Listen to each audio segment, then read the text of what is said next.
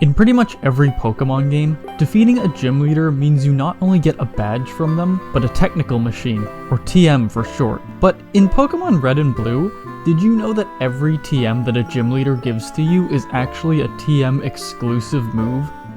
That is to say, no Pokemon learns these moves by leveling up. It's crazy to think that moves like Bubble Beam, Mega Drain, or even Thunderbolt or Fire Blast were only ever a one-time deal that you could teach to your Pokemon. If you fought Sabrina in Generation 1, and only Generation 1, you might have seen her Alakazam do this move. This move is also contained in the TM that Sabrina gives you when you beat her. Being that it's on her strongest Pokemon, and that the Psychic type is unquestionably the best type in Red and Blue, this TM must be great, right? Well, the TM she happens to give you is Psywave. The first generation of Pokemon didn't have a lot of features that are kind of a mainstay nowadays, and you can't actually see what any moves do even when they're taught to your Pokemon. So all you really have to go by is Sabrina's vague description where she says it uses powerful psychic waves to inflict damage. And that is not exactly true. Now let me tell you what Psywave really does. Quoting directly from Bulbapedia, it says, Psywave inflicts a random amount of damage, varying between 1 HP and 1.5 times the user's level. So 1.5 times your current level means that the most damage you can do is 150 HP at level 100, and the lowest you can deal is 1 HP. And there is a random range of damage between those two amounts, so it's not like you're gonna get 150 every single time. In generations other than Gen 1, Psywave is usually an attack that Pokemon learn at a low level, so it serves its purpose as being a part of the obligatory weak moveset that many Pokemon start out with. But here's one problem. Remember, it's a TM exclusive move in this game. That means nothing learns it at a low level. So why would you teach this move if, in the exact same city, you can get the TM for Psychic, which is arguably the best move in the game, by just talking to this guy? To drive home how terrible a fixed damage attack is, let me bring up another Gen 1 move, Dragon Rage. This is actually the only Dragon type move in the entire game. Now, typings in Pokemon essentially work like an advanced version of Rock, Paper, Scissors.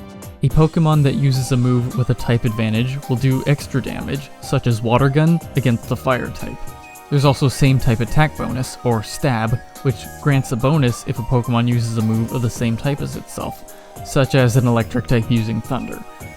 No Pokemon in Gen 1 has a resistance to Dragon, so it must be factually an amazing type.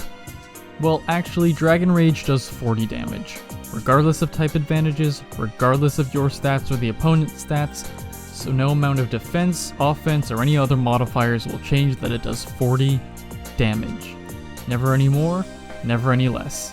This makes Dragon Rage a joke when it comes to battling max level Pokemon. Let's go back to Psywave. Its max damage is 150. That might not sound too bad. Seismic Toss has a niche use on Chansey, since it always does damage equal to the user's level, meaning the max it does is 100 damage. With Chansey's very weak attacking stats, Seismic Toss is actually not a bad option on it. Wow, this looks amazing! Chansey can also learn Psywave, so there we go, right? Psywave does have a use. Well, remember how I said it has a random range between 1 and 150? That means you're rolling the dice every turn in hopes of dealing max damage, instead of consistently doing 100 damage or 40 damage. Now, let's look at Psywave on a Pokemon with attacking stats much more adept than Chansey's, Alakazam. If Alakazam uses its most powerful move, Psychic, on say, a Machamp, you could be doing upwards of 316 at the very least. This makes Psywave 100% useless since nearly every Pokemon that can learn Psywave can also learn Psychic via TM. Now, Psywave is actually so garbage that it can desync your game during Link battles. For some reason, the damage calculation for the opponent has Psywave deal between 0 and 1.5 times the user's level, while the user's side calculates it the normal way between 1 and 1.5. This can lead to a desync, meaning that one player can knock out a Pokemon on their screen, while the same Pokemon is alive on the other screen. Then the next Pokemon is sent out, and it turns into this. I mean, that's really all there is to say about Psywave. It's just such a weird curiosity because, like, why would you ever teach this to any of your Pokemon? It's like, okay, you know how a lot of Pokemon learn wake moves at low levels, like Tackle or Pound or something, that are clearly meant to be replaced by other moves? That's what Psywave seems like it's supposed to be, and that's what it basically is in other generations. I just don't understand why you would ever teach it to your Pokemon in Gen 1, because, like, why would they make it a TM exclusive move? I don't know, that's the video. I just want to talk about a stupid fucking move in a 23-year-old game for a few minutes. That's really all there is to say. Goodbye.